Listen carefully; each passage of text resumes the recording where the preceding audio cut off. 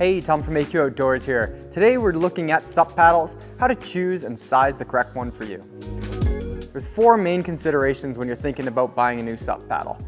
We're going to look at our budget, which is generally determined by the materials, the paddling style, some of the unique advantages or differentiating features between paddles, and then how to size the correct one for you.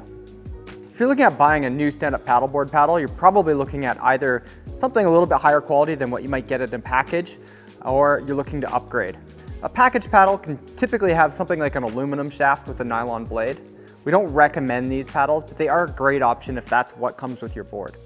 If you're looking at buying a new paddle, you might want to consider a little bit of an upgrade. This can be a fiberglass or carbon shaft paddle with still a nylon blade, or you can get into a full composite paddle, be it either a fiberglass blade or full carbon fiber. Essentially, the more you spend, the lighter weight and stiffer your paddle is going to be, which means you can translate more of the energy from your body to the water.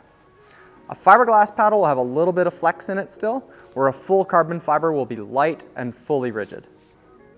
After looking at the materials or budget, the next thing you want to consider is the paddle style. When you're looking at paddle style, there's just a few choices. Basically, you're looking at flatwater or race-oriented paddles, or you're looking at more durable paddles, maybe paddles meant specifically for the river. For flatwater paddles, you'll often find a bent shaft. This means that the angle of the blade coming off the shaft can be at quite an angle, increasing the length of your paddle stroke. This means you're going to get more pull with each paddle stroke, but we don't see these often in more river-specific paddles because it can impact your ability to brace as well as perform other unique strokes that are applicable to the river.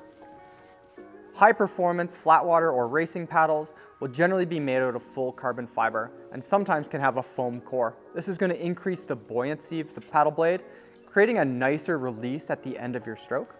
And then the lighter, stiffer materials just means you can have a higher cadence per pull. When it comes to the blade, you may also want to consider the size. Essentially, a smaller paddle means that you're going to be able to put in a higher cadence or rhythm to your paddle. This can be great for people doing long days on the water, racing, or maybe have a smaller frame. And a larger blade is something to consider if you're surfing or looking for maximum performance, especially if you've got some extra strength to put behind that. If you are looking at a river-specific paddle, or maybe even a surf-specific paddle, you're going to maybe consider a paddle with a more durable layup. This paddle here has got the standard whitewater layup that you would see in many whitewater kayak paddles, as well as additional material through the tip of the blade for extra abrasion resistance. After determining the correct layup and build type for you, you may want to consider some of the additional features. A lot of our SUP paddles will come in a breakdown or travel component.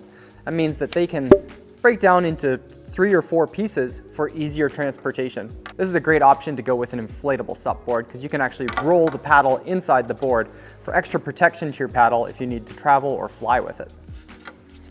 Another consideration may be an adjustable length.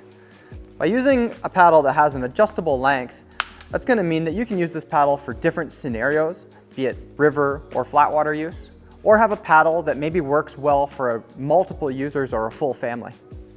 Lastly, one other consideration is just more of a comfort consideration, but there are a number of different grips. Often we're looking at something that has a T grip or a palm style grip.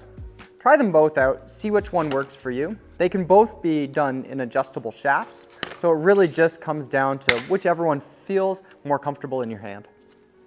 Lastly, we'll chat a little bit about sizing a SUP paddle. Now, most SUP paddles are going to have an adjustable length.